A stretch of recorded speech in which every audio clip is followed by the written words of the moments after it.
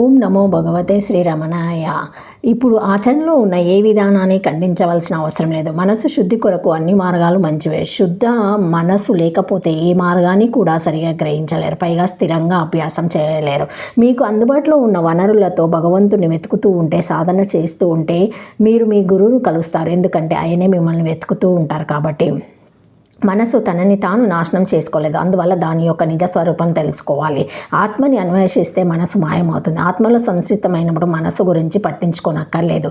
దేహంలో ఉన్న జీవుడు బయటకు పోయినప్పుడు ఆ దేహము దగ్గరకు రావడానికి భార్య కూడా భయపడుతుంది. మనం ఎంతో ప్రేమగా చూసుకుని భార్య బిడ్డలు వాకిలి వరకే వస్తారు, బంధుమిత్రులు వాళ్ళ కాటి వరకే వస్తారు. కానీ పరమేశ్వరు మనము ఎన్ని జన్మలెత్తినా కూడా మనతో ఉండి ఎప్పుడెప్పుడు మనల్ని తరింపచేద్దామా అని ఎన్నో ఉపాయములతో నిరంతరం మనల్ని వెంటాడుతూ ఉంటున్నాడు.